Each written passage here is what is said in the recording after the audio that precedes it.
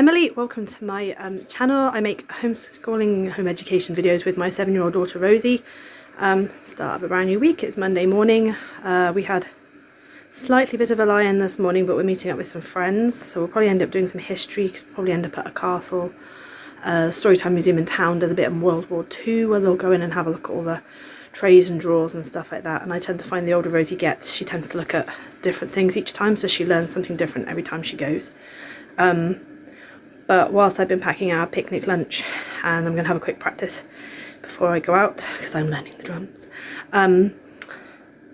Rosie has decided to do something by herself. She's been writing a letter, and do you want to explain what you're doing? Well, you don't have to show them. If it's secret, you don't have to show them. What are you doing? My friend Enid is trying to get out of Cackle's Academy, and I made her a map with 3 shortcuts.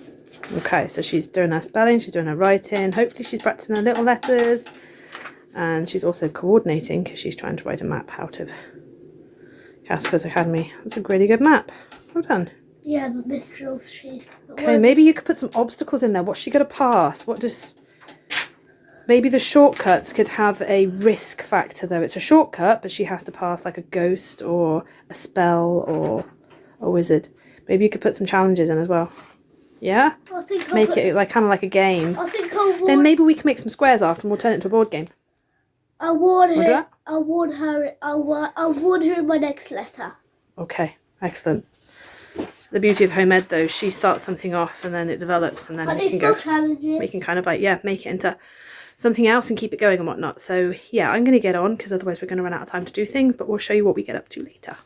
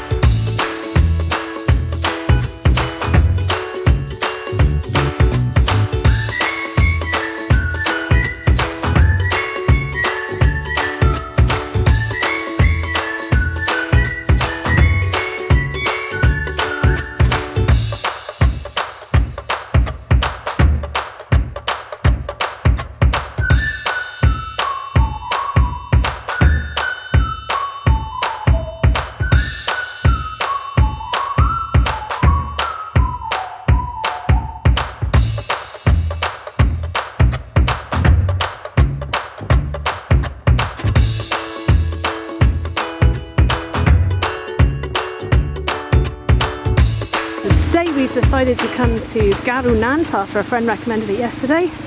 Rosie's got a nature book with her to identify some things.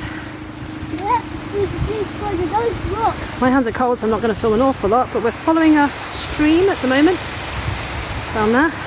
And discovered these little footbridges leading down. Walk with the farm. Henreid Falls. It's not the bottom of the Four Waterfall walk either.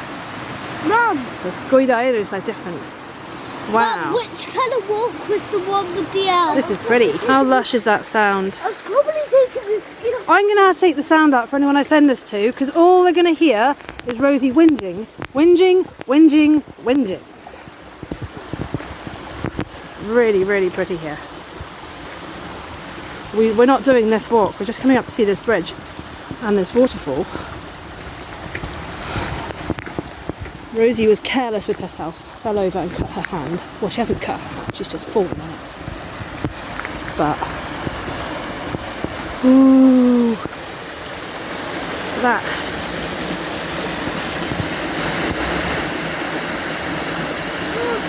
So pretty. How pretty. It's not just a bridge, look at the waterfall. It's a waterfall. Yeah. I kind of want to do both walks.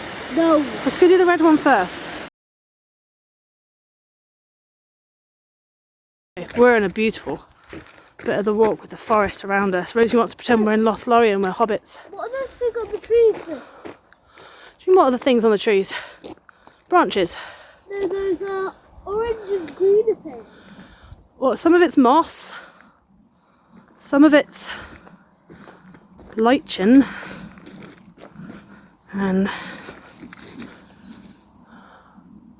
it's moss. There's things growing, Rosie. There's things growing. You haven't been watching out for what's growing on the ground, like plants and mushrooms and lots of random stuff. It's so pretty. The green does not show on this camera at all. It's so kind of magical and mystical. See, the green really doesn't show up. It's so magical and mystical. Oh, I want to go in. I really want to go in. There's a path going in. I think I'll get lost.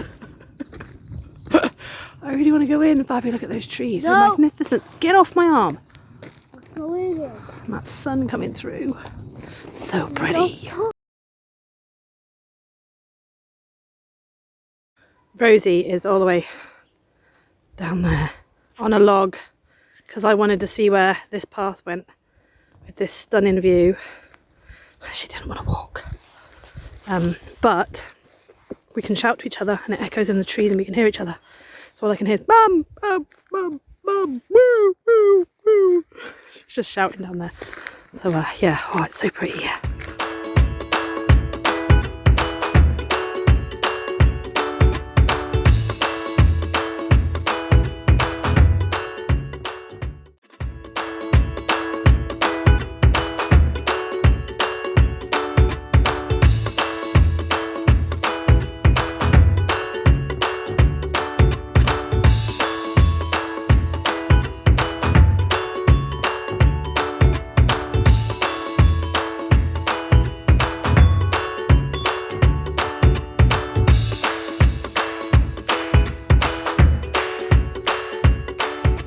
Excuse the lighting. I've got to try and wrap this up tonight because I'm planning on going out tomorrow. So yeah, we've had a fun week with a couple of unplanned things. The sunset on Sunday, where we talked about the sun, why it turns all the different colours in the sky. We also went out with friends on Monday where we discussed lots of trees and woodland. We watched some squirrels. The girls made lots of different fairy gardens and different parks and things. We went to the castle and learned a bit about the castle. Then the rest of the week, Rosie's mostly done work out of booklets. And then we had the palaver with the car on Thursday because it didn't pass its MOT. And yeah, oh, crikey, it's just, ugh. It's booked back in for Monday now to see if a different garage can sort the fault with it. Because there's nothing wrong with the car, it's just the dash is saying there is, and no one seems to know how to clear it. So if you know how to clear an electrical fault, because there isn't one, there isn't a fault with the car. It's just the electrical fault won't stop showing. Do comment below, or if you know a garage that'll deal with it.